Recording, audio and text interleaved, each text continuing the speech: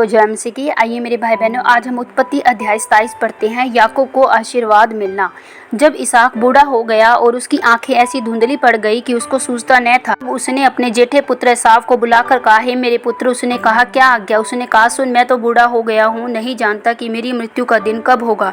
इसलिए अब तू अपना तरकश और धनुष आदि हथियार लेकर मैदान में जा और मेरे लिए अहेर कर ले आ। तब मेरी रुचि के अनुसार स्वादिष्ट भोजन बनाकर मेरे पास ले आना कि मैं उसे खाकर मरने से पहले तुझे जी भर के आशीर्वाद दूं।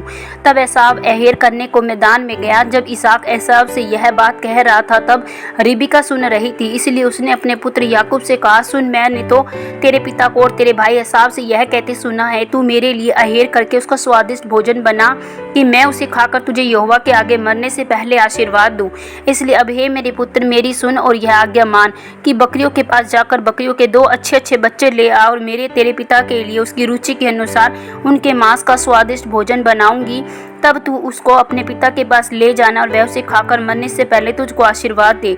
याकूब ने अपनी माता रिबका के कहा, सुन, मेरा भाई एसाव तो रोआर पुरुष है, मैं रोमहीन पुरुष हूँ। कदाचित मेरा पिता मुझे टटोलने लगे तो मैं उसकी दृष्टि में ठग ठहरूंगा और आशीष के बदले श्राप ही कमाऊंगा। उसकी माता ने उससे कहा, हे मेरे पुत्र, श्राप तुझ पर नहीं, मुझी पर पड़े। तू केवल मेरी सुन और जाकर वे बच्चे मेरे पास ले आ। तब याकूब जाकर उनको अपनी माता के पास ले आया। माता ने उसके पिता की रुचि के अनुसार स्वादिष्ट भोजन बना दिया।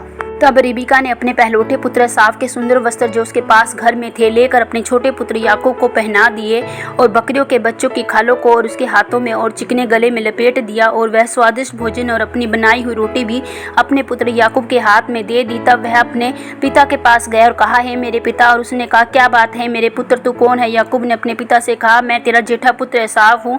मैंने तेरी आज्ञा के अनुसार किया है, इसलिए उठ और बैठ कर मेरे अहेर में के मांस में इसका खा कि तू जी से उसे मुझे आशीर्वाद दे। और इसहाक ने अपने पुत्र से कहा, हे मेरे पुत्र, क्या कारण है कि वह तुझे इतनी जल्दी मिल गया? उसने यह उत्तर दिया, तेरे परमेश्वर यहोवा ने उसको मेरे सामने कर दिया। फिर इसहाक ने याकूब से कहा, हे मेरे पुत्र, निकट आ, मैं तुझे टटोल कर जानूं कि तू सचमुच मेरा पुत्र एसाव है कि नहीं। तब याकूब अपने पिता इसहाक के निकट गया और उसने उसको टटोल कर कहा, बोल तो याकूब का सा है, पर हाथ एसाव के से जान पड़ते हैं। उसने उसको नहीं पहचाना क्योंकि उसके हाथ उसके भाई से रोआर थे। और अतः उसने उसको आशीर्वाद दिया। और उसने पूछा, क्या तू सचमुच मेरा पुत्र एसाव है? उसने कहा, हाँ मैं हूँ। तब उसने कहा, भोजन को मेरे निकट ला कि मैं अपने पुत्र के अहेर के मांस में से खाकर तुझे जी से आशीर्वाद दूँ। तब वह उसको उसके निकट ले गया और उसने खाया और वह उसके पास दाखमधु भी लाया और उसने पिया। और तब उसके पिता इसहाक ने उससे कहा, हे मेरे पुत्र, निकट आकर मैं तुझे चूमूं। और निकट आकर उसने जब उसको चूमा तो उसके वस्त्रों की सुगंध पाकर उसको यह आशीर्वाद दिया, देख मेरे पुत्र की सुगंध जो खेत की सी है, जिस पर यहोवा ने आशीष दी हो। परमेश्वर तुझे आकाश से ओस और भूमि की उत्तम से उत्तम उपज और बहुत सा अनाज और नया दाखमधु दे। राज्य के लोग तेरे अधीन हो और देश के लोग तुझे दंडवत करे। तू अपने भाइयों का स्वामी हो। तेरी माता के पुत्र तुझे दंडवत करे। जो तुझे श्राप दे वे आप ही शापित हों, जो तुझे आशीर्वाद दे वे आशीष पाएं। आशीर्वाद के लिए एसाव की याचना। जैसे ही आशीर्वाद इसहाक याकूब को दे चुका और याकूब अपने पिता इसहाक के सामने से निकला ही था कि एसाव अहेर लेकर आ पहुंचा। तब वह भी स्वादिष्ट भोजन बनाकर अपने पिता के पास ले आए। उसे कहा, हे मेरे पिता, उठकर अपने पुत्र के अहेर का मांस खा ताकि मुझे जी से आशीर्वाद दे।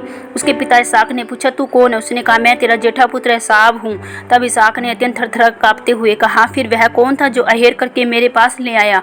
मैंने तेरे आने से पहले सब में से कुछ खा लिया और उसको आशीर्वाद दिया, अब उसको आशीष लगी भी रहेगी। अपने पिता की यह बात सुनते एसाव ने अत्यंत ऊंचे और दुख भरे स्वर से चिल्लाकर अपने पिता से कहा, हे मेरे पिता, मुझको भी आशीर्वाद दे। उसने कहा, तेरा भाई धूर्तता से आया और तेरे आशीर्वाद को लेके चला गया। उसने कहा, क्या उसका नाम याकूब यथार्थ नहीं रखा? उसने मुझे 2 बार अड़ंगा मारा। पहलौठे का अधिकार तो उसने पहले ही ले लिया था, अब देख उसने मेरा आशीर्वाद भी ले लिया है। फिर उसने कहा, क्या तूने मेरे लिए भी कोई आशीर्वाद नहीं सोच रखा है? इसहाक ने एसाव को उत्तर देकर कहा, सुन, मैंने उसको तेरा स्वामी ठहराया और उसके सब भाइयों को उसके अधीन कर दिया और अनाज और नया दाखमधु देकर उसको पुष्ट किया है। इसलिए अब हे मेरे पुत्र, मैं तेरे लिए क्या करूं? एसाव ने अपने पिता से कहा, हे मेरे पिता, क्या तेरे मन में एक ही आशीर्वाद है? हे मेरे पिता, मुझको भी आशीर्वाद दे।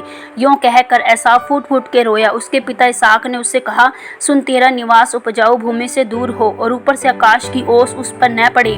तू अपनी तलवार के बल से जीवित रहे और अपने भाई के अधीन तो तो हो, पर सब जब तू स्वाधीन हो जाएगा तब उसके जुए को अपने कंधे पर से तोड़ फेंके। एसाव ने तो याकूब से अपने पिता के दिए हुए आशीर्वाद के कारण बैर रखा और उसने सोचा, मेरे पिता के अंतकाल का दिन निकट है, फिर मैं अपने भाई याकूब को घात करूंगा। जब रेबिका को उसके पहलौठे पुत्र एसाव की ये बातें बताई गई तो उसने अपने छोटे पुत्र याकूब को बुलाकर कहा, सुन, तेरा भाई एसाव तुझे घात करने के लिए अपने मन में धीरज रखे हुए है, इसलिए अब हे मेरे पुत्र मेरी सुन और हारान को मेरे भाई लबान के पास भाग जा और थोड़े दिन तक अर्थात जब तक तेरे भाई का क्रोध न उतरे तब तक उसी पास रहना। फिर जब तेरे भाई का क्रोध तुझ पर से उतरे और जो काम तूने उससे किया है उसको वह भूल जाए, तब मैं तुझे वहां से बुलावा भेजूंगी। ऐसा क्यों हो कि एक ही दिन में मुझे तुम दोनों से रहित होना पड़े। आमीन। प्रभु आप सबको उत्पत्ति सुने जाने और पढ़े जाने पर बहुतायत से आशीष और बरकत दे। सबको जय मसीह की।